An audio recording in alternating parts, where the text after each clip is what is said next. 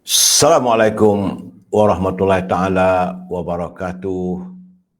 Salam bahagia, salam pertemuan bersama dengan anda.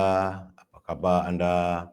Doa saya agar anda bahagia, sekeluarga, sihat walafiat. Apa khabar saudara Elias Muhammad, saudara Zamari LC, saudara Zainuddin Ismail, saudara Mat Raimi, Mat Sidik. Juga saudara Hajah Jun. Apa khabar Jah? Tuan Haji Azhar belum mana? Apa khabar? Semoga sihat. Muhammad Raimi, Mat Sidik, saudara Muhammad Nazri Syafi'i, salam dari Al-Ustaz katanya. Saudara Abu Samah dari Bukit Bandar Puchong. Saudara Mat Baridun Tukiman. Terima kasih. Raja Kamal, Raja Bazian, apa khabarku? Di Sungai Petani, hujan ke panas? Saudara Fadil Yub, saudara Ahmad Map. Juga Kamisan Dahlan, Puan Rosmini dari Pontian. Saudara Azrul Jalil, saudara Pak Chu dari Langkap. Petang tadi hujan katanya. Saudara Mat Spana Jaya. Itu juga Zuraidah Said Yusof, saudara Ghazali Jali, saudara Richard Bakri, saudara Nur Ali, Ibu Tah, Wilson Bronso, saudara Abdul Rahman Abdullah daripada Johor Bahru, Ramli Abdul Rahman, Simpang 4 Melaka katanya. Puan Nur Ali, Din, Dark Sporty, nama macam-macam nama ada saudara. Pulanglah pada anda, saya apa yang anda tulis itulah saya catatkan, itulah saya bacakan. Baik saudara, tak perlulah saya nak menyantuni semua satu persatu sebab panjang, malam ni banyak cerita sebenarnya. Saudara Mira Harun, saudara Yusuf Awang di Tanah Merah, kata Raja Kamal, Raja Baizal, Sungai Petani panas. Dan memang cuaca dan suasana sekeliling kita sekarang ni panas. Baik saudara, hari ini hari Jumaat 16 Februari. Siang tadi kita sama-sama menunaikan solat Jumaat. Dan ini merupakan sekitar 25 hari lagi kita menanti hadirnya Fajar Ramadan. Namun perlu diingatkan kita sudah masuk hari yang ke-1424. Virus yang agak bahaya itu masih berada dan perlu kita berhati-hati. Saudara. Apa khabar saudara Azhar M, saudara Aunem, Lin Muhammad, Sakasim Madde, saudara Mat Noor dari Bintung Perlis, saudara Abu Nem, Salam Madani, Puan Umi Kalsum, Ariel Awi, itu juga Misih Diu dan Abdul Aziz dari Miri Sarawak. Saudara, kita terus dengan naluri kehidupan. Naluri kehidupan ini adalah catatan teman-teman yang saya katakan jadikan ia sebagai panduan dalam kehidupan. Sebab saya bukan da'i, bukan juga ustaz yang bertauliah. Apa yang saya lakukan menyantuni tulisan teman-teman. Puan Nofisah, Tuan Haji Azhar, Rubidin, Abdul Rahim Rasul, Ansung Sibling katanya, cuaca hangat. Saudara Mat Syukri dari Losong, Terengganu. Rosni Kurongot, apa khabar orang Sarawak? Syarani Sarimah, Syed Abdul Hakim Jaafar dari Singapura, Mahathir Hashim, Aizah Jane, terima kasih menghantar kiriman bunga kepada saya. Saudara Rozi, saudara Anwar Bidin, saudara Mat Nur Khaili. Itu juga saudara Mahathir Hashim. Saudara, catatan naluri kehidupan kita ini sepatutnya dalam kehidupan kita sewajarnya kita mengingatkan diri kita untuk tidak menjadi sombong dan angkuh. Saat kita bertemu dengan kanak-kanak, anggaplah mereka lebih mulia daripada kita. Kerana paling tidak pun mereka belum banyak melakukan dosa berbanding dengan kita yang usia semakin lanjut. Bila kita bertemu dengan orang lebih tua, lebih dewasa, anggaplah mereka lebih mulia daripada kita. Kerana mereka sudah lama mengerjakan ibadat kepada Allah SWT. Tatkala bersua dengan orang yang alim, anggaplah orang alim itu lebih mulia dari kita. Kerana banyak ilmu yang dia pelajari dan mengetahui yang boleh kita pelajari darinya. Dan apabila kita melihat orang yang jahil, maka anggaplah bahawa dirinya lebih mulia daripada kita. Kerana dia melakukan dosa dalam kejahilan. Sedangkan kita melakukan dosa dalam keadaan kita tahu perkara itu berdosa.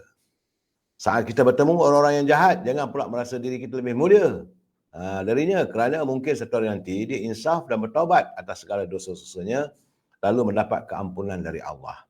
Dan bila bertemu dengan orang kafir, katakanlah dalam hati kita, mungkin satu hari nanti dia akan diberi hidayah oleh Allah SWT dan dia memeluk Islam. Semua dosa-dosa lalunya pastilah akan terhapus. Jadi, kita sebagai seorang Muslim, hendaklah sentiasa bersangka baik bersama orang, walau siapa pun dia.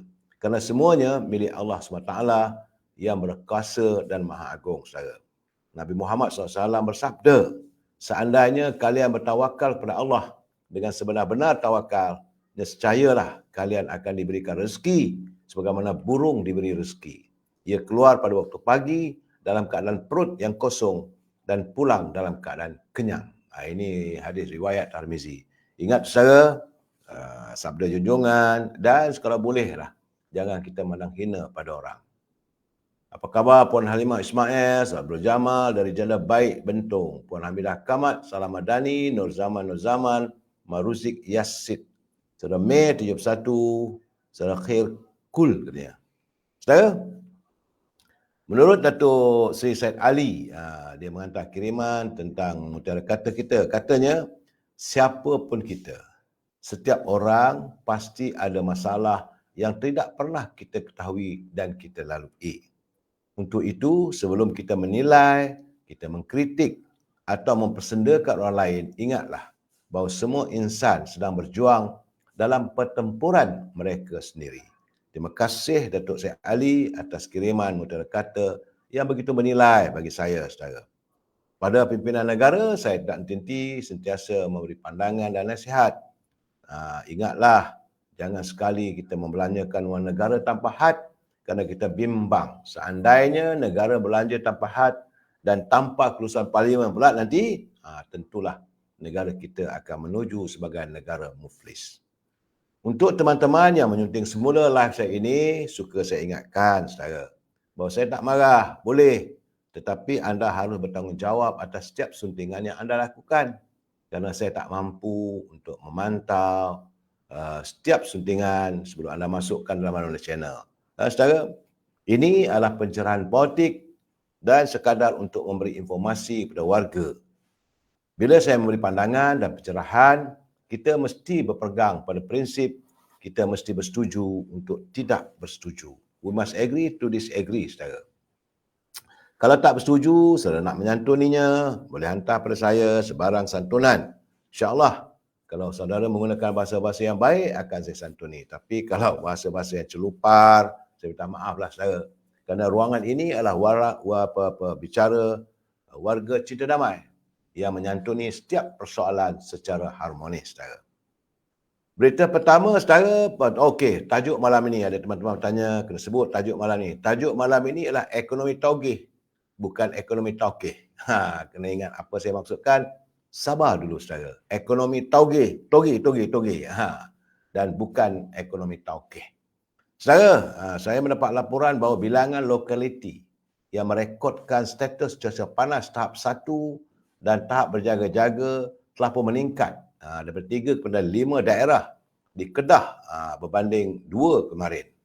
Menurut Jabatan Meteorologi Malaysia, dalam kenyataannya maklumkan kawasan terbabit adalah Pulau Langkawi, Kota Star, Yan, Pendang dan Pokok Sena. Suhu maksima harian di daerah terbabit adalah antara 35 hingga 37 darjah Celsius, saudara. Dan berlaku sekurang-kurangnya selama 3 hari berturut-turut. Astaghfirullahalazim.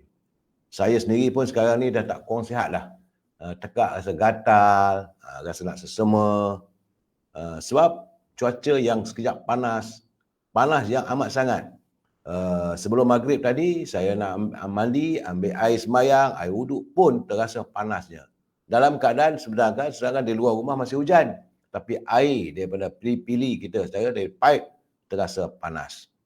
Menurut Jabatan Meteorologi, suhu maksimum harian di daerah sebutlah 37 darjah. Semalam, laman web memaklumkan hanya 2 daerah, iaitu di Langkawi dan Yan, tapi hari ini tambah lagi 3. Status cuaca panas tahap 1 adalah tahap berjaga-jaga dikeluarkan bagi maksima harian 35 hingga 37 darjah Celsius. Dan ia berlaku sekurang-kurangnya 3 hari berturut-turut. Selain itu, cuaca panas tahap 1 Met Malaysia mengklasifikasikan suhu antara 37 hingga 40 darjah Celsius sebagai tahap 2 dan lebih 40 darjah Celsius sebagai tahap 3. Saudara, banyakkan minum air. Saya dalam keadaan berpesan pada anda pun saya terkena juga. Saudara, nak buat macam mana? Itulah naluri kehidupan kita. Baik, saudara, selain daripada negara kita, dari kota Bangkok, saya menerima laporan bahawa kota Bangkok dan 66 wilayah di Thailand terus diselubungi jerebu dengan zarah tidak selamat pada 2.5 direkodkan semalam. Keadaan bertambah buruk dengan jumlah titik panas akibat pembakaran meningkat kepada 1,712. Agensi Pembangunan Teknologi Geoinformatik dan Angkasa JISTA mengesan terdapat 546 titik panas di hutan yang terlindung. 506 di hutan simpanan negara, 278 di kawasan pertanian, 195 di kawasan komuniti. Wilayah Kanchanaburi mempunyai jumlah titik panas tertinggi sebanyak 328. JISTA mengesan 66 wilayah itu berada dalam keadaan panas yang tidak selamat. Bangkok mempunyai paras paling teruk, iaitu 187.3 mikrogram bagi setiap meter padu. Di Bangkok, paras purata adalah 25. Sementara itu, Perdana Menteri Srettha Thavisin berkata pembakaran tanaman adalah antara faktor yang menyumbang kepada kemerosotan kualiti udara. Jadi di Bangkok sekarang ni macam hari malam, macam hari senja keadaannya, saudara. Jerebu dan panas berterusan. Sebab itu kita harus berjaga-jaga. Sebab ini juga boleh sampai ke negara kita kalau tiupan angin, dan kerana negara kita juga sudah pun mula memasuki kemarau El Nino. Secara berhati-hati ya, kalau boleh banyakkan minum air dan eloklah tinggal di rumah, jangan banyakkan aktiviti di luar kawasan rumah. Laporan dari Jakarta, rupanya sepanjang kempen pilihan raya di Jakarta, sekurang-kurangnya terdapat 62 penyokong calon legislatif yang cedera dalam pertempuran di 9 lokasi di Puncak Jaya di Papua Tengah semasa pilihan raya umum pada Rabu lalu. 2 hari lepas, saudara. Polis Puncak Jaya berkata pertempuran antara penyokong yang menggunakan pelbagai senjata seperti anak panah, pisau dan parang berlaku di Wonwi, Dokomi, Yaumo, Pagalime, Mulia, Yambi, Irimuli, Muara dan Ilu. Insiden pertama berlaku di Wonwi pada jam 10 pagi waktu tempatan berpunca daripada pertikaian mengenai undi untuk calon mereka. Pihak berkuasa bagaimanapun berjayalah mengawal keadaan dan memastikan proses pengundian diteruskan dengan selamat. Dan hari ini, pemimpin dunia sudah pun mula menghantar kiriman ucapan tahniah kepada Presiden yang baru, itu Prabowo Subianto, yang begitu diyakini bakal melakar kemenangan dalam pilihan raya Presiden Indonesia selepas kiraan pantas tidak rasmi menunjukkan beliau mendahului dengan suasana yang agak selesa. Dalam perkongsian di media sosial, Prabowo berkata beliau telah menerima panggilan telefon daripada beberapa pemimpin pada hari semalam yang menyampaikan ucapan tahniah meskipun pengiraan undi masih dijalankan. Antaranya adalah Perdana Menteri Malaysia, Datuk Seri Anwar Ibrahim, Perdana Menteri Australia, Anthony Albanese, Timbalan Perdana Menteri Richard Marles, Perdana Menteri Singapura, Lee Hsien Loong, Presiden Sri Lanka, Ranil Wickremesinghe, itu juga Perdana Menteri Republik Czechoslovakia, Peter Fiala turut mengucapkan tahniah kepada Prabowo selepas peroleh lebih 50% undi dalam kiraan pantas. Menurut Ketua Komunikasi Kempen Prabowo Gibran Raka Buming, menurut Raka Budi Satrio, itu Ketua Komunikasi Kempen ya, ucapan tahniah itu menunjukkan pengiktirafan pemimpin dunia terhadap proses demokrasi Indonesia yang berjalan lancar. Pengiktirafan itu juga menandakan kesediaan mereka untuk mengekalkan kerjasama dua hala dengan Presiden yang dipilih berdasarkan asas yang telah ditetapkan oleh Presiden Joko Widodo sejak sedekad lalu.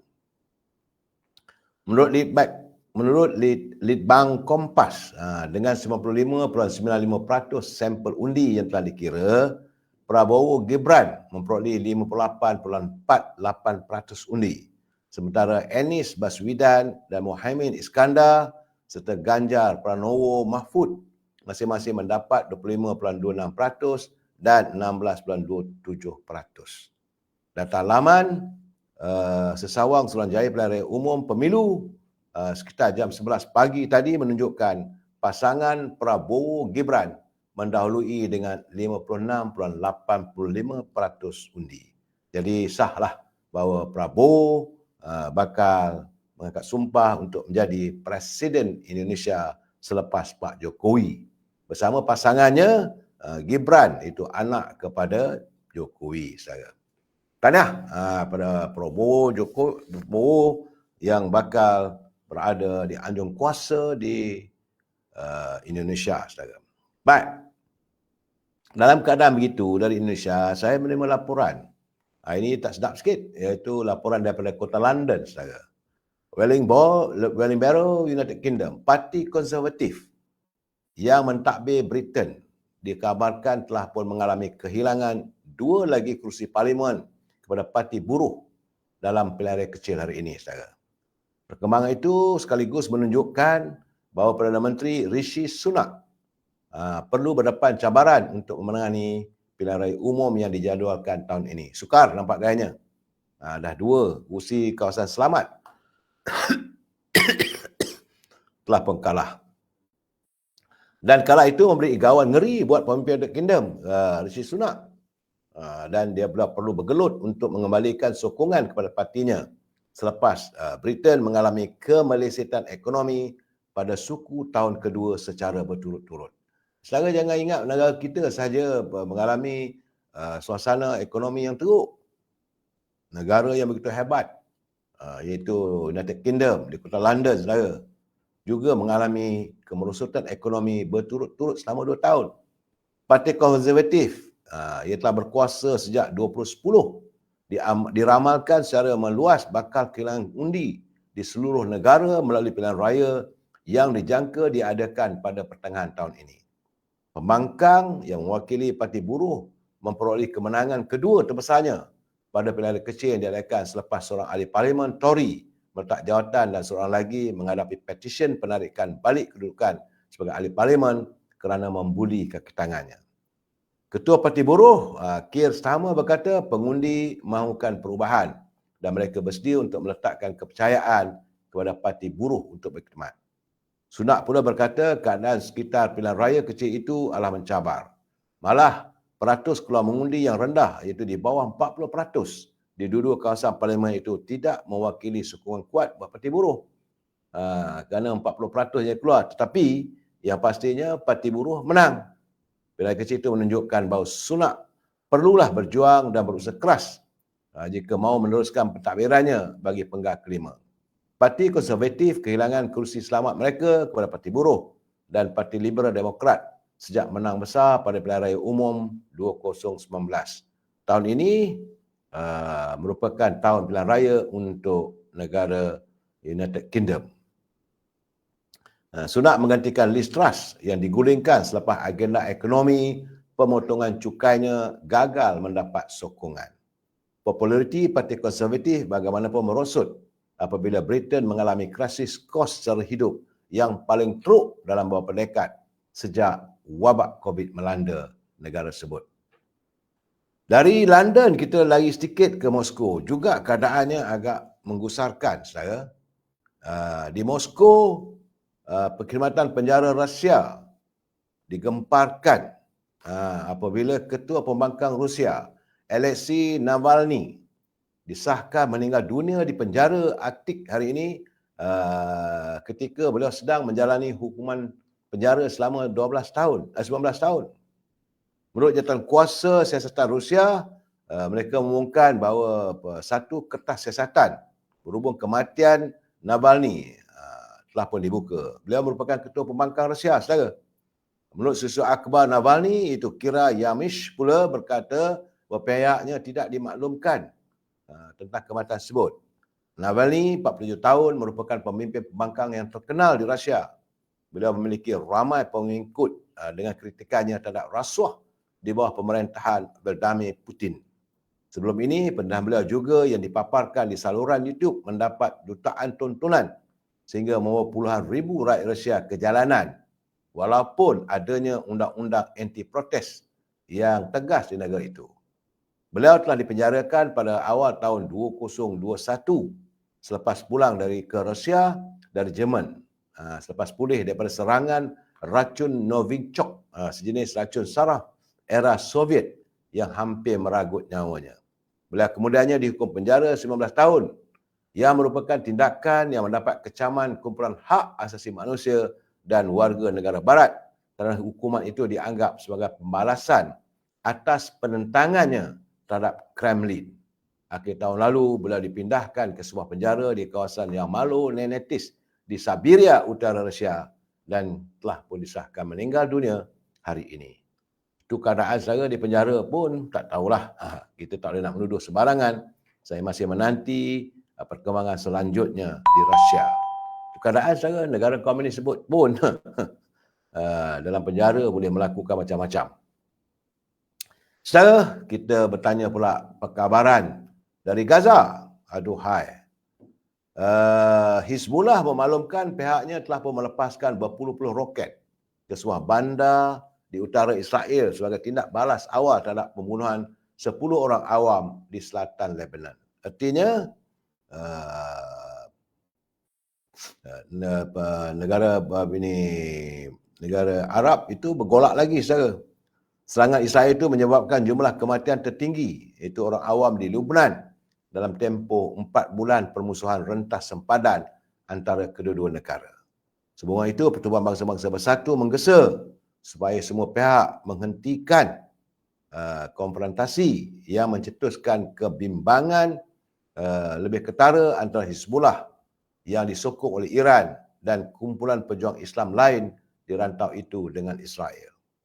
Hizbullah berkata 3 pejuangnya terbunuh pada Rabu kemarin dulu dan kemudian mengesahkan bahawa antara mereka ialah seorang komander dalam unit Radwan Ali Al-Dabs. Jurucakap Pasukan Pengaman PBB di Lebanon, Andrea Tennety berkata terdapat peningkatan ketara kes berbalas serangan termasuk yang menyasarkan kawasan yang jauh daripada garis biru yang merupakan sempadan antara Lebanon dengan Israel. Saudara. Dalam satu perkembangan lain, aduhai, ini keras kepala sungguhlah. Saya melihat bahawa Benjamin Netanyahu nampak gayanya dia semakin kemaruk, semakin dahagakan darah rakyat Palestin. Kerana Benjamin berkata beliau akan terus menolak rancangan pengintirafan antarabangsa terhadap negara Palestin dengan mendakwa inisiatif demikian akan membuka pintu lebih besar kepada keganasan. Laporan akhbar memetik beberapa diplomat Amerika dan Arab berkata Amerika Syarikat itu sekutu utama Israel sedang bekerjasama dengan beberapa negara Arab dalam rancangan komprehensif untuk keamanan jangka panjang Israel dan Palestin.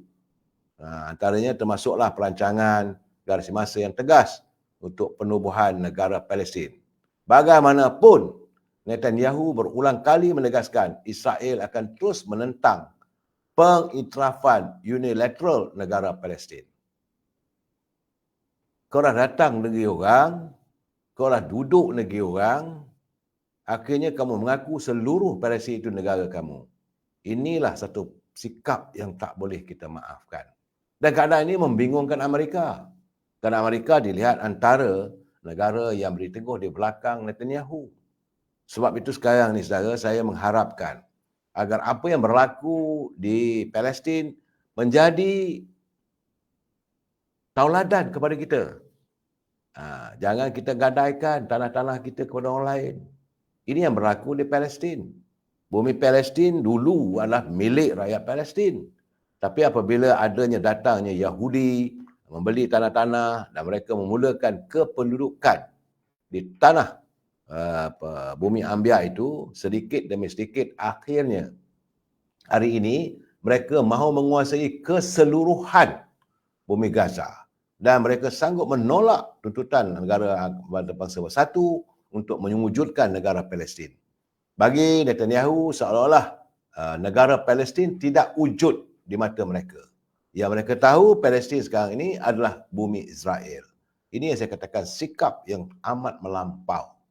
Tidak ada keamanan sejagat, tidak ada ihsan kepada warga Palestin yang selama ini memberi mereka tempat untuk berlindung. Saudara jangan lupa bahawa kehadiran Yahudi Zionis ni, Yahudi lah saudara, keseluruhannya mereka bukan tanah milik mereka. Selepas Perang Dunia Kedua, sedikit demi sedikit dihantarlah rakyat Palestin, rakyat Yahudi daripada Jerman, daripada Barat, saudara, ke bumi Palestin. Dan hari ini mereka menuntut. Mereka mengatakan, bukan menuntut lagi, mereka mengatakan bahawa mereka adalah pemilik mutlak dan mengusir semua warga Palestin. Kalau nak duduk di situ, maka kena mengiktiraf bahawa negara itu negara Israel. Astagfirullahalazim. Itulah saya harap ini menjadi ini pengajaran kepada kita, ini menjadi tauladan kepada kita. Saudara. Baik, kita kembalilah kepada tanah air. Perkembangan terbaru nampak agaknya alhamdulillah bunga-bunga perdamaian berhubung tentang isu kehakiman syariah semakin ditangani. Kerana Majlis Raja-Raja telah pun memberi perkenan supaya jawatan kuasa kehakiman syariah kebangsaan dibentuk di bawah Majlis Kebangsaan bagi Hal Ehwal Agama Islam Malaysia, MKI. Menteri Jabatan Perdana Menteri Hal Ehwal Islam Datuk Dr. Muhammad Naim Muhammad Noor berkata jawatan kuasa itu dibentuk bertujuan untuk melihat dan memantau isu-isu yang berlaku di Mahkamah Syariah sepanjang masa. Dan nama ahli jawatan kuasa tersebut akan disembahkan pada Majlis Raja-Raja untuk disetujui. Saudara, saya rasa elok kita dengar juga kenyataan daripada Timbalan Menteri Jabatan Perdana Menteri, iaitu Yang Berhormat Senator Dr. Zulkifli Hasan. Kalau saya ingat admin ada VT tak? Assalamualaikum Pak Haji. Nak mohon Wali Perdana Menteri ulas sikit tentang kenyataan daripada Istana Selangor. InsyaAllah. Alhamdulillah, saya baru saja pulang daripada mesyuarat Majlis Kebangsaan Hal Ehwal Islam MKI yang dipengerusikan oleh Duli Yang Maha Mulia Sultan Selangor. Apa yang saya boleh kongsikan adalah Tuanku telah memberikan nasihat dan titah khususnya dalam kes Ning Elin yang melibatkan keputusan Mahkamah Persekutuan pada baru-baru ini, di mana Tuanku telah pun bertitah dan berkongsi tentang apakah tindakan yang sedang dan akan dilaksanakan. Dan buat masa yang sama, pada hari ini juga pengurusi jawatan kuasa khas mengkaji kompetensi Dewan Undangan Negeri Bumi Bawah dan Islam, iaitu Mantan Ketua Hakim Negara Tun Zaki Tun Azmi juga memberikan sembah taklimat kepada Tuanku dan keseluruhan ahli mesyuarat MKI. Dan ada beberapa perkara yang ingin di-highlightkan, iaitu jawatan kuasa khas ini akan mendirikan laporan dan cadangan untuk memberikan satu hasil yang tuntas dan menyeluruh agar dapat menyelesaikan menangani isu-isu yang berbangkit. Tun Zaki juga menyenaraikan beberapa perkara, di antaranya ialah mengkaji kompetensi Dewan Undangan Negeri Bumi Bawah dan Islam. Yang kedua adalah melihat bidang kuasa Mahkamah Syariah dan juga tafsiran Perlembagaan Persekutuan. Dan apa yang paling penting kepada semua, Tuanku tadi menasihatkan kepada semua, yang pertama untuk bersabar, kerana doakan moga-moga jawatan kuasa ini akan dapat melahirkan cadangan dan saranan yang dapat menyelesaikan isu-isu ini. Yang kedua, Tuanku juga katakan bahawa jangan dipolitikkan, kerana usaha-usaha telah pun berlaku dan ianya akan terus dilaksanakan oleh kerajaan. Dan yang menarik lagi, Yang Amat Berhormat Perdana Menteri sebagai balasan ucapan titah Tuanku mengatakan bahawa kerajaan komited untuk mencari satu titik penyelesaian. Malahan kerajaan juga telah memperuntukkan menubuhkan buat pertama kalinya di Malaysia Akademi Kehakiman Syariah Malaysia, bukan saja melihat daripada bidang kuasa tetapi juga pembangunan modal insan, melatih para hakim dan juga keseluruhan ekosistem perundangan Mahkamah Syariah. Okey, saya rasanya cukuplah kita mendengar sedikit kenyataan daripada Timbalan Menteri, dan cukup-cukuplah kita berbalah berhubung tentang isu Mahkamah Syariah yang dipolitikkan. Sebab itu menurut Yang Amat Berhormat Perdana Menteri hari ini beliau mengatakan bahawa sewajarnya semua pihak yang terlibat mesti duduk semeja berbincang berhubung tentang pada 7 dan juga kedudukan Mahkamah Syariah. Sebab itu Datuk Anwar Ibrahim berkata bahawa semua orang, tak kisahlah parti pembangkang ataupun parti daripada kerajaan, harus mencari titik pertemuan untuk menjamin kedaulatan dan martabat Mahkamah Syariah. Cukup-cukuplah kita berpolitik, katanya. Saya bersetuju dengan pandangan Yang Amat Perdana Menteri itu, saudara.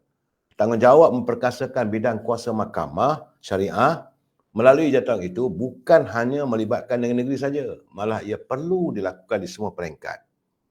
Sebab itu katanya bagi kita ruang untuk baiki, janganlah kita bergaduh tentang isu ini. Jangan kita tak peduli, jangan kata sekular dan macam-macam. Itu menurut kenyataan yang amat Perdana Menteri berhubung tentang perundingan untuk mengkaji semula kedudukan Mahkamah Syariah di negara kita ini, saudara. Baik, saudara, selain daripada itu, saya nampak kenyataan keras yang amat Perdana Menteri berhubung tentang gejala rasuah masih berterusan. Hari ini sewaktu beliau hadir di Pulau Pinang, Datuk Anwar Ibrahim mengulangi ketegasannya bahawa beliau tidak akan bertolak ansur dengan isu rasuah dan penyelewengan.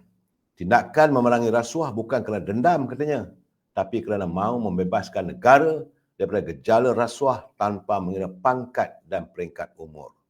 Usia dan pangkat tidak sepatutnya dijadikan alasan. Malah pihak terlibat juga tidak perlu takut untuk mengambil tindakan terhadap mereka yang terlibat rasuah. Kalau orang itu mengamalkan rasuah katanya, dia patut bimbang. Kalau dia tidak mengambil rasuah, tak perlu takut. Dia kata, ini orang yang rasuah berpuluh bilion, tak berani sentuh. Kalau polis sajan kena. Baru terima RM200 pun kena. Jadi dia kata betul-betul saya akan pastikan bahawa apa sahaja elemen rasuah di negara ini pasti akan diperangi. Saudara, jadi sebab itu katanya banyak orang mengatakan bahawa beliau berdendam. Konon ada kes lama dan sebagainya. Dia kata ini bukan soal dendam. Itu bukan duit saya, bukan duit kita. Bila duit wang rakyat disapu, disakau oleh mereka, tentulah benda ini perlu diperangi. Sebab itu dia kata dia tidak akan tolak ansur.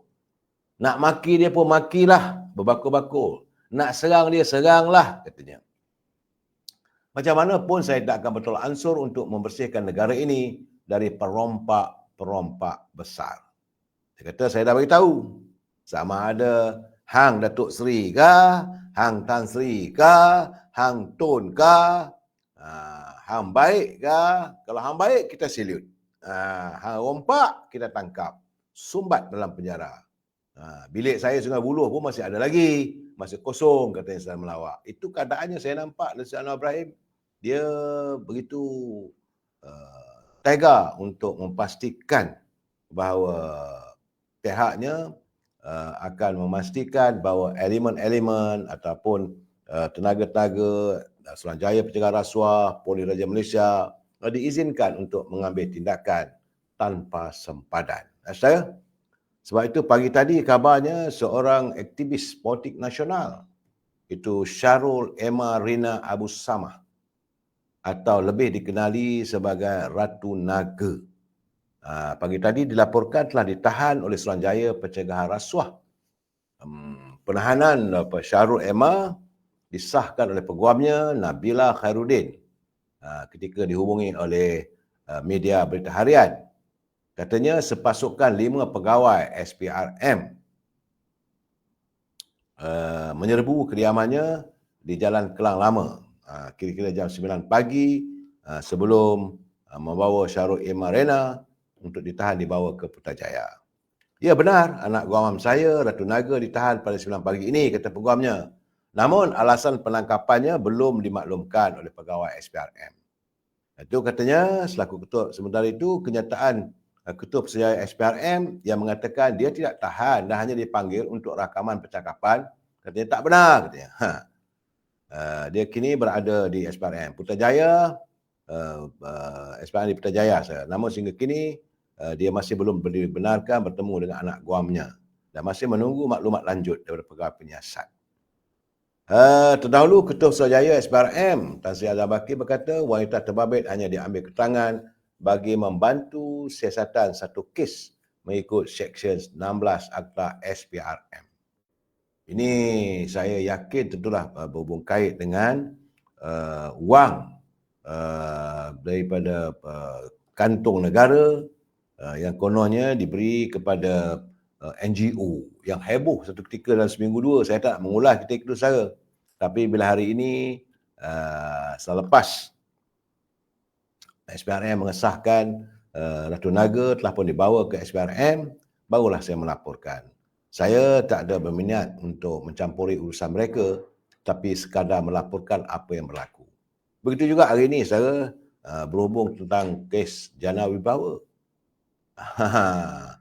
Saya difahamkan bahawa pihak pendakwaan bagi kes rasuah dan pengubahan wang haram berhubung projek Jana Wibawa yang membabitkan Adam Radlan Adam Muhammad di Mahkamah Seksyen. Pihak pendakwa telah memaklumkan bahawa seramai 47 saksi pendakwaan akan dipanggil memberi keterangan. Timbalan Perdana Raya Farah Yasmin Saleh berkata sebutan kes rasuah pengubahan wang haram yang dihadapi oleh Timbalan Ketua Bahagian Bersatu Segambut di hadapan Hakim Suzana Hussein. Menurut Farah Yasmin, saksi-saksi ini akan memberi keterangan berdasarkan pernyataan saksi dan dokumentasi bagi semua kes terbabit telah pun diserahkan kepada pihak pembelaan. Jadi pihak pendakwaan turut bertanya kepada pihak pembelaan berhubung sama ada penyataan saksi boleh diserahkan 14 hari sebelum saksi dipanggil beri keterangan, dan mahkamah menetapkan sebutan semula kes pada 27 Mac depan untuk status dokumentasi sebagai persiapan bicara dan arahan lanjut berkaitan penyataan saksi. Artinya pembicaraan berhubung kes Jana Wibawa mula membuka tirainya pada bulan Mac. Saya dah bagi tahu saudara. Nampak gayanya kita terpaksa mewujudkan satu mahkamah khas berhubung tentang perlakuan rasuah ni. Ramai saudara, ramai bukan sikit. Banyak kes ni akan diangkat oleh SPRM. Begitu juga bagaimanapun hari ini dia semalam saudara Tan Sri Azhar Baki mengesahkan dalam saat-saat dia nak menyiasat kedudukan Tun Daim Zainuddin, maka hari ini selaku Ketua Pusuruhanjaya Suruhanjaya Pencegahan Rasuah Malaysia, Tan Sri Azhar Baki mengesahkan beliau telah pun menerima saman yang difailkan oleh bekas Menteri Kewangan Tun Daim Zainuddin. Pula dah. Siasat pun kena saman dah sekarang saudara. Katanya sejauh mana keputusan itu dinilai. Itu tak tahulah. Surat tuntutan saman oleh Tun Daim antara lain menyatakan mengenai tindakan SPRM yang didakwa tidak berlandaskan prosedur. Jadi saya tak boleh dedahkan maklumat mengenai tindakan saman itu kerana kes itu sudah pun masuk mahkamah katanya. Saya kena ingat bahawa sebelum ini pasukan undang-undang mewakili Tun Daim mendakwa Azam tidak mengendahkan arahan kehakiman dengan mengeluarkan kenyataan secara berterusan membabitkan kes yang dihadapi oleh bekas Menteri Kewangan itu dan isu perundangan yang sedang dihadapi. Katanya kenyataan berulang Azam mengenai Daim bukan saja subjudis tapi juga prejudis kerana hakim sudah memberi amaran mengenai kes itu. Peguam berkata kenyataan Azam termasuklah kemungkinan memanggil Tun Daim untuk disoal siasat berhubung dakwaan aset yang tidak didedahkan dan dianggap tidak wajar memandangkan pertuduhan sedia ada yang belum selesai di mahkamah. Jadi katanya keadaan itu seolah-olah Daim bersalah dan melanggar prinsip subjudis, malah petikan sumber memburukkan lagi keadaan. Beringat saya, Tun Daim menghadapi pertuduhan di Mahkamah Seksyen kerana didakwa gagal mengisytiharkan harta dan mengaku tidak bersalah mengikut Seksyen 36 dalam kurungan 2 Akta SPRM. Bagaimanapun, Tan Sri Azhar menegaskan SPRM bersedia untuk menyiasat lebih banyak kes berprofil tinggi termasuklah kes lama jika ada pihak tampil menyalurkan maklumat. Dia katanya kadang-kadang kami SPRM tak ada akses kepada setengah maklumat kerana kejadian itu berlaku sudah lama. Dan kami generasi baru mungkin tak tahu. Jadi katanya betul saya mungkin hidup pada waktu itu tapi saya tak berada dalam sistem keadaan. Jadi sebab itu dia memerlukan laporan dan bantuan daripada warga. Apa saja kalau diperoleh oleh SPRM maka mereka pasti akan menyiasat. Saya minta maaf saudara, suara saya tak berapa cantik hari ini kerana saya masih lagi dalam keadaan tak begitu sihat. Tapi sebagaimana yang saya janjikan saudara, saya tetap akan bersiaran selagi ada kudrat, selagi ada upaya, saya insya-Allah akan bersiaran menemui anda. Saudara Abdul Hamid dia kata Jana Wibawa ni nak bawa ke mana ni? Tak tahulah. Kata Mak Semana Jaya, kebenaran terus keluar satu persatu, itu jelas. Saudara Abdul Aziz, Saudara Ismaon, terima kasih. Saudara Aus Firdaus, pemimpin PAS pun kena seret jugalah katanya. Sebab terima duit yang Nabi bawa. Mungkin saya tak boleh nak kata apa-apa saudara. Begitu juga dapur ibu, dia kata jangan rasa pemimpin PAS suci sangat. Mesti adil katanya. Itu peringatan kawan-kawan. Baik saudara, kita masuk tajuk asal bicara kita malam ini. Ekonomi taugih, bukan tauke. Cuma sebelum itu, saya menerima kiriman daripada seorang teman. Dia agak berprofil tinggi. Dia kirim pada saya dalam kerajaan saya. Dia kata tinjauan poll ataupun satu tinjauan di media sosial Meanwhile Indonesia. Terdapat lebih kurang 5,000 pengundi. 5,000 memberi undian. Berhubung tentang kedudukan ekonomi negara. Saat itu katanya daripada 5,000 pengundi, 4% saja yang menyokong Rafizi Ramli, Menteri Ekonomi, dan 93% tidak menyokong beliau. Begitu juga tinjauan yang dibuat oleh Tentera Troll Kebangsaan Malaysia. Terdapat sekitar 3,6,000 pengundi. Dan 2% saja yang menyokong Saudara Rafizi Ramli, sementara 98% tidak menyokong beliau. Poll Telegram, edisi siasat pula memuatkan bahawa 15,000 pengundi hadir memberi pandangan dan sebagainya. Hanya 9% saja menyokong Rafizi dan 91% tidak menyokong. Jadi teman saya ini bertanya, kenapa jadi begitu? Kenapa macam ni yang buat menteri? Sebab itu rasanya satu-satunya cara untuk memulihkan imej dan popularitinya ialah bersemuka dengan pengkritik hebat anda. Contohnya mereka yang sedang ditawarkan diri untuk terus dibelasah oleh Wahabi. Supaya rakyat faham penyelesaian Wahabi dalam tempoh paling dekat. Memang sekarang ni saudara dalam kedudukan ekonomi yang begini, nampak gayanya keyakinan warga terhadap beliau agak merosot. Ini saya terima daripada kiriman teman saya yang dalam kedudukan yang agak tinggi jawatannya dalam pimpinan kerajaan saudara. Saudara, bila kita bercakap soal ekonomi ini, semalam saya dah bagi tahu pandangan saya. Saya bagi contoh, kerana sekarang ini dalam suasana ekonomi yang merudum, saudara. Dalam suasana ekonomi yang merudum, rakyat memerlukan bidang pekerjaan. Ahli-ahli perniagaan memerlukan projek. Lebih-lebih lagi mereka yang terlibat dalam sektor hartanah dan sektor pembinaan. Sedangkan hari ini saya difahamkan adalah kontrak-kontrak yang ditawarkan oleh kerajaan. Tapi tidak begitu banyak. Nilainya antara 100 ke 200 juta.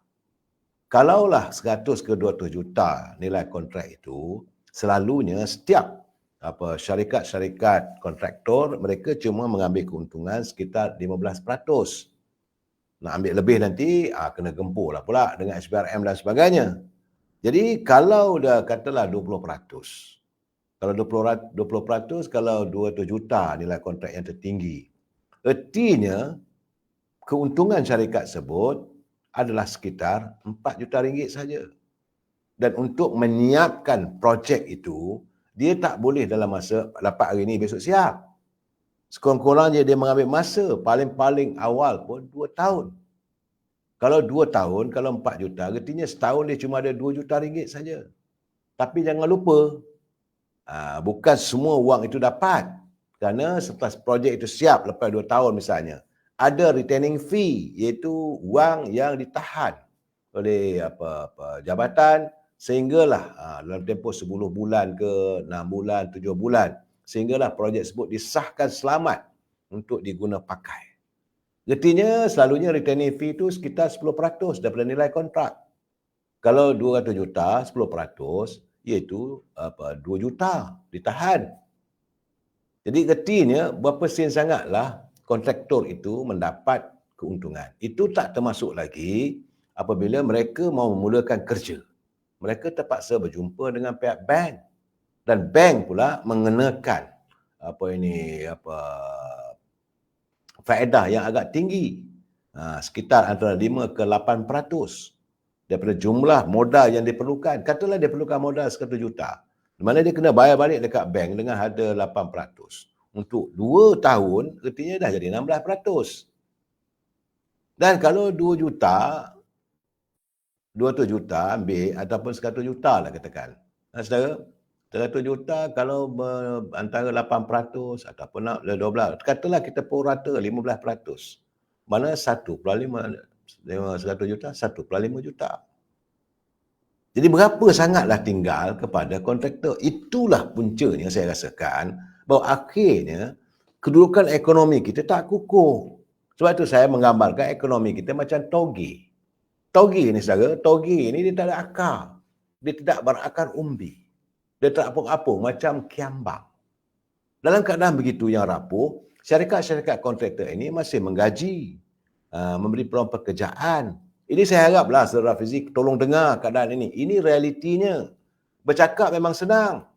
Bercakap soal ekonomi, kita nak buat itu, nak buat ini, kita sekat itu, sekat ini. Tapi akhirnya, kita mewujudkan suasana ekonomi toge yang tidak ada akar umbi. Ini malahan kesan daripada PKP. Pada zaman, saya bukan kerana ada apa ini, orang kata menyalahkan PKP. Tidak, saya. Apa yang berlaku di England, kesan daripada PKP, maka parti pemerintah pun sekarang ni dalam keadaan in the limbo. Ekonomi mereka tumbang ambing. Apatah lagi kita, berapa banyak syarikat yang sudah pun tutup. Tak usah ceritalah kesan daripada kononnya ada jana berwawa lah, nak membantu. Tak berlaku pun. Dan kesan daripada itu, berapa ramai usahawan-usahawan Bumiputera. Ini juga saya kata harus dibahaskan dalam musim Kongres Ekonomi nanti. Dia soalnya sekarang ni soal untuk mendapatkan dana. Satu, bagaimana nak melaksanakan terpaksa guna bank. Mana ada orang Melayu kita ni yang kaya raya. 100-200 juta tak ada, terpaksa menggunakan sistem perbankan. Ini juga harus diperhalusi oleh Menteri Ekonomi, Saudara Fizi. Sama ada berunding dengan pihak bank, mana-mana syarikat yang mendapat kontrak dengan kerajaan, perlulah dinilai semula. Dia punya kadar faedah. Asalkan yang paling penting benar, bank perlu membuat keuntungan. Tetapi keuntungan yang bagaimana? Jangan sampai menekan usahawan kita. Begitu juga dengan harga barangan. Mungkin mereka ditawarkan dengan harga 200 juta saya katakan. Keperluan untuk beli simen, besi, itu tak termasuk buruh lagi saya. Sudah terus meningkat. Ini mengurangkan lagi kadar keberuntungan syarikat-syarikat pembinaan milik Bumiputera. Ini realiti saya. Begitu juga bagaimana kaki tangannya, insinyurnya dan sebagainya. Akhirnya tuan punya syarikat, pemilik syarikat sedang berhad yang kononnya hebat, punya kontraktor kelas A ke kelas B dan sebagainya, saudara, pompong alung. Ertinya ekonomi syarikat itu seperti ekonomi toge. Yang untungnya toge. Toge-toge besar. Mereka mempunyai syarikat simen, membekalkan pada syarikat Bumiputera. Mereka mempunyai syarikat membekal besi-besi. Bank-bank, itu toge lah saudara. Yang syarikat usahawan Bumiputera ni cuma tinggal tonggil saja. Kadang-kadang ditogilkan oleh kontrak itu. Itu belum masuk lagi, kadang-kadang untuk mendapatkan satu projek kena ada imbuhan tertentu. Yang ini perlu diperangi. Ini perlu diperangi, budaya ini. Saudara Rosdi Zainal dia kata toge baru-baru dia gemuk. Lama-lama jadi kurus. Bukan kurus. Toge ni mula-mula kita tengok segar. Tapi biarkan dulu setengah hari. Bila kena matahari, kecut sekecut-kecutnya. Itu gambaran, saudara. Saya haraplah agar pemain industri ini dapat menyuarakan sejelas-jelasnya kepada pimpinan kerajaan, terutama saudara Rafizi Ramli selaku Menteri Ekonomi. Hayati masalah yang dihadapi. Kerana satu projek itu, dia bukan boleh siap. Zam ala Ghazam. Hari ini dapat, besok jalan. Tak boleh. Dia kena siap paling-paling awal pun 2 tahun, 3 tahun. Dah siap 2 tahun, 3 tahun, dia bayaran itu beransur-ansur. Bukan sekaligus. Ini gambarannya perlu. Jadi Menteri Ekonomi kena duduk dengan Menteri Kewangan. Kena berbincang dengan Gubernur Bank Negara. Memikirkan macam mana upayanya untuk membantu syarikat-syarikat tempatan. Tak usah kira lah Bumiputera tak Bumiputera pun. Syarikat tempatan pun tenat juga sekarang. Jadi kesan daripada itu, apabila syarikat-syarikat tempatan tidak berfungsi sebaik mungkin, maka berlakunya pengangguran yang besar. Yang agak menggerunkan apabila pengangguran itu bukan hanya melibatkan warga tempatan. Sebelum ini, banyak syarikat-syarikat sebut, atau syarikat-syarikat pembinaan mengambil pekerja-pekerja daripada Indonesia, daripada Bangladesh, daripada India untuk bekerja. Sekarang ini longgokkan mereka ini. Menimbulkan masalah di bandar-bandar besar. Apabila pekerja-pekerja parti ini nak balik tak ada duit. Tak ada tambang. Dan terpaksalah berada negara kita. Dan ini menimbulkan masalah lagi. Akhirnya, toge yang sepatutnya sedap dimakan dengan bihun sudah pun menjadi tawar hawa. Tawar habel orang kata saudara. Saudara Ramzul kita goreng lagi sedap. Tak sedap mana pun Saudara Ramzul. Edi Tahir jadi hampir gas. Betul. Jadi sebab itu, saudara Mak Kamet, formula tak jalan. Betul. Hanya sekadar kalau formula itu sekadar dilontarkan untuk dihadam oleh warga, saya tidak nampak benda ini akan mencapai satu tahap kejayaan. Apa-apa pun dalam sektor dagang, ini perlu berpijak pada bumi nyata. Realiti. Sebagaimana saya nyatakan saudara, semalam saya berbual dengan Yang Mulia Tengku Razili Hamzah, selaku mantan Menteri Kewangan. Beliau menjelaskan kepada saya kedudukan ekonomi kita ni. Yang paling penting, apa-apa pun perlu disantuni dengan penuh kejujuran. Kalau kita tidak mempunyai kejujuran, hanya untuk mencari populariti politik, itu hanyalah sekadar lipstick yang akan merananya adalah rakyat. Ini saya haraplah, Saudara Fizi. Duduk betul-betul laksanakan. Macam mana kita tengok survey tadi. Kalau 3%, 4% je yang orang menyokong, sedangkan sampai 90% orang tak bersetuju. 95% orang tak bersetuju. Adalah sesuatu yang tak kena. Dan saya tak menekankan masalahnya keadaan ini menyangkut akhirnya terkena tempiasnya pada Yang Amat Perdana Menteri. Terkena tempias pada Timbalan Perdana Menteri Presiden saya. Yang berhormat menteri-menteri yang lain. Satu kementerian ini saja, Menteri Ekonomi perlu memikirkan pertama-tama sekali soal bagaimana keperluan untuk mendapatkan bekalan bahan-bahan mentah. Simen, batu, besi. Begitu juga dengan atapnya dan macam-macam lah saudara. Ini perlu. Kalau tidak nanti, semua kontrak-kontrak yang besar, tambah sekarang ni kontrak besar dah tak ada. Jadi mereka terpaksa mewujudkan projek sendiri. Bila mewujudkan projek sendiri, tentulah untuk pembinaan rumah-rumah. Dan harga rumah melambung. Kerana ia bukan lagi dikawal oleh kerajaan. Bila nak dikawal harga, macam mana nak kawal harga? Kalau harga simen tinggi, kalau harga buruh tinggi, kalau harga besi tinggi. Kami pun nak untung juga. Itu kata pemaju perumahan. Kata kontraktor, harga kontrak begitu ciput. Apa yang dapat pada kami? Akhirnya saudara, ekonomi kita dalam keadaan sekarang ni lah. Yang tidak bermaya. Itu yang saya katakan ekonomi toge. Tidak berpijak di bumi nyata. Terapung-apung. Saudara. Jadi, itu baru-baru kita cakap tentang bank, kita bercakap tentang apa-apa pendapatan, bagaimana pula cukai. Mereka kena bayar cukai juga. Kalau pendapatannya 3% ke 4% ke. Lenjan saya berbual dengan beberapa teman-teman di sektor pembinaan.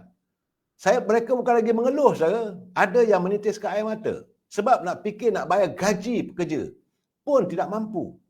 Jadi kita harus melihatlah keadaan ini. Jangan biarkan ekonomi kita ni menjadi ekonomi togeh yang bukannya ekonomi tokeh. Kita nak lahirkan lebih ramai tokeh. Kita mahukan tokeh-tokeh besar, saudara-saudara besar yang menguasai sektor pembinaan, yang menguasai sektor perdagangan di negara kita. Tapi kalau suasana yang tidak diubah, tidak dirombak, pastilah ia akan menjadikan kelembapan itu berterusan, saudara. Itu bab syarikat-syarikat mendapat kontrak.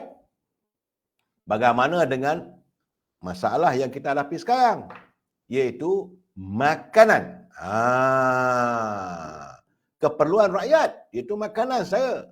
Hari ini isu ini tak boleh diselindung lagi. Sebab itu 3-4 hari dulu saya mengundang Datuk Syed Husin hadir ke studio saya untuk membicarakan secara betul serang. Beliau selaku, walaupun daripada Parti Pembangkang, telah dilantik oleh Datuk Seri Anwar Ibrahim untuk menjadi pengerusi jawatan kuasa untuk mengkaji tentang keterjaminan makanan, harga-harga itu.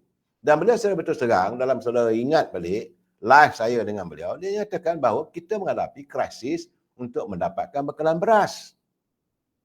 Sebab itu sekarang ini untuk memastikan beras mencukupi.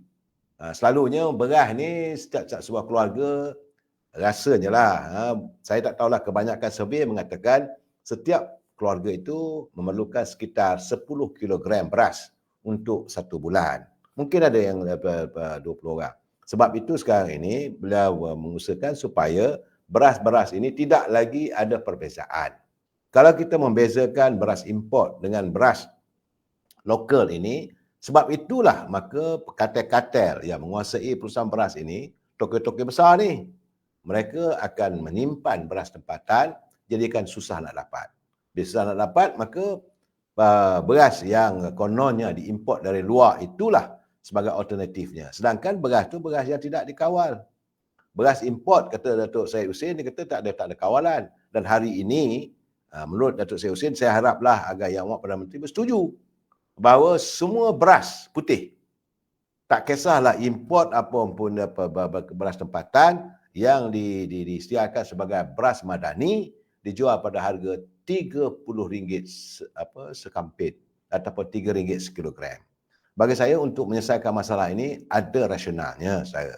Dan paling tidak pun boleh dibantu juga petani. Kalau harga beras itu dapat ditingkatkan sedikit, maka petani pun ada kelegaan. Jangan kita lupa bahawa beras ini paling penting adalah petani. Kartel-kartel mereka sudah menguasai. Dan perlulah kita berani untuk menentang kebejahatan yang diwujudkan oleh kartel-kartel tersebut, saudara. Itu keadaannya sekarang ni. Jadi soalnya, saudara, kawalan beras. Bila saya kadang-kadang saya melihatlah warga kita ni, segala-galanya salah, tak boleh begitu. Saya tahu, bila kena sukar, kita akan melampiaskan amarah pada kerajaan. Jadi, bila kerajaan kawal beras, salahlah kerajaan sebab beras susah nak dapat. Kalau kawal harga minyak misalnya, pun salah kerajaan. Kawal harga ayam pun salah kerajaan. Sedangkan semua itu kita menjerit. Tak cukup beras, tak cukup minyak, tak cukup ayam, harga ayam tinggi. Dan bila pimpinan kerajaan membuat kawalan, kita marah. Jadi soal saya selalu kata, jadi apa maumu? Anda mau apa sebenarnya? Sebab saya melihat sejak 2-3 hari ini, sejak semalam lah, apabila Datuk Syed Hussein mengumumkan harga beras kampit madani RM30. Dan ini belum dimuktamadkan oleh Menteri. Yang Muhammad Perdana Menteri mengatakan akan dibincangkan oleh Kabinet. Tapi beliau mencadangkan bermula bulan Mac nanti semua beras, beras putih itu sama ada tempatan ataupun beras putih diimport, harganya adalah RM3 sekilogram. Kalau 10 kilo, bayarlah RM30. Kalau 5 kilo, bayarlah RM15. Jadi artinya yang paling penting untuk memastikan beras dapat. Tapi itulah jadi masalah. Ini yang menjadi masalah. Akhirnya kerajaan juga yang kena maki, kerajaan juga kena balon. Soalnya saya kata, apa maumu? Sebab itu saya baru menerima satu kiriman dari seorang teman melalui media sosial. Dia menulis, ini buat perbezaan, saudara, supaya kita dapat berfikir secara rasional. Bukan saya nak mengangkat pimpinan kerajaan, tidak. Untuk kita berfikir secara rasional, saudara. Katanya, di Thailand, Thailand adalah antara pengeluar beras, saudara, yang kita beli beras dari Thailand. Di Thailand, harga beras paling rendah, iaitu RM37.20 bagi 10 kilogram. Artinya RM3.72 bagi 1 kilo. Tapi, itu pun orang Malaysia ni memang sukalah nak makan beras siam. Mereka sanggup pergi ke Danok, pergi Padang Besar, atau pergi Golok nak beli beras. Harganya adalah RM3.72 sekilo. Thailand adalah pengeluar beras. Dan ia merupakan negara ke-6 terbesar di dunia dengan kadar 19.88 juta tan. Tapi ia menjadi pengeksport beras kedua terbesar di dunia di belakang India. Dan Thailand adalah pengeluar beras yang terbesar, saudara. Jadi guna itu di Thailand, saudara, bagaimana pula kita lihat di Indonesia yang juga merupakan pengeluar beras keempat di dunia dengan kiraan sejumlah 34.4 juta tan setahun. Namun produksi beras Indonesia hanya cukup untuk sara diri dan ia tidak akan mengeksport beras kerana rakyatnya begitu ramai. Malahan, semalam pun saya dah bagi tahu bahawa pimpinan terbaru, Pak Jokowi juga telah pun membuat pembelian awal daripada negara-negara pembekal beras 1.4 juta tan beras untuk dibawa masuk ke Indonesia. Dalam satu screenshot katanya, dia kata rakyatnya juga menjerit dengan kenaikan harga beras yang melambung tinggi. Ini disebutkan purata harga beras ialah RM12,810 ataupun bersamaan RM3.84 sekilo. Artinya untuk 10 kilogram harga beras di Indonesia adalah RM38.40. Yang dicadangkan untuk Malaysia ni RM30 saudara. Bagi setengah tempat pula, sekilo beras adalah RM15,000 atau RM4.50 sekilo. Artinya RM45 bagi 10 kilo. Indonesia adalah negara yang lebih miskin taraf KDNK per kapitanya. Namun, mereka terpaksa makan beras lebih mahal dari harga beras di Malaysia jika nak diukur dari taraf hidup secara purata. Jadi saudara fikirkanlah secara waras, adakah hanya di Malaysia saja yang menghadapi masalah kenaikan harga beras? Masalah harga beras ini bukan hanya di negara kita saudara. China, coba contoh, merupakan pengeluar terbesar dunia. China menghasilkan 148.99 juta tan. Tapi ia tidak mengekspor beras kerana rakyatnya terlalu ramai. Dari statistiknya, China hanya mengekspor sejumlah 2.2 juta tan. Itu pun pada negara-negara tertentu saja. Mungkin untuk Korea dan negara-negara sekutu dengannya. Sementara itu di India pula, India merupakan pengeluar beras kedua terbesar di dunia dengan pengeluaran sejumlah 129.47 juta tan. Namun, India adalah pengekspor terbesar beras dengan menguasai 40% dari pasaran beras dunia. Setelah India menghadapi gelombang haba, di mana para petani kurang turun ke sawah dan diikuti oleh kesan El Nino, maka penghasilan beras India merosot. Dan sebab itulah kerajaan India mengambil langkah menyekat sekitar 10 juta tan ataupun 50% jumlah ekspor berasnya. Ia untuk menstabilkan harga beras dalam negara dan cukup untuk keperluan rakyatnya. Kalau di Thailand harga beras paling murah RM37.20. Itu untuk 10 kilo saudara. Dan Indonesia RM38.40 untuk 10 kilo. Dan itu dah dikira mahal kerana kedua-dua negara adalah pengeluar beras utama. Jadi kita kena rasional lah. Bagaimana pula dengan kita? Memang kita mengeluarkan beras sendiri tapi cuma 60 ke 70%. Yang lain terpaksa import. Ya sebab itu saya harap saudara fikir-fikirkanlah. Ingat saudara, hujan emas negeri orang, hujan batu negeri sendiri. Eloklah di negeri kita sendiri. Kita jumpa lagi besok saudara. Wabillahi taufiq wal hidayah. Assalamualaikum warahmatullahi taala wabarakatuh. Selamat malam. Terima kasih.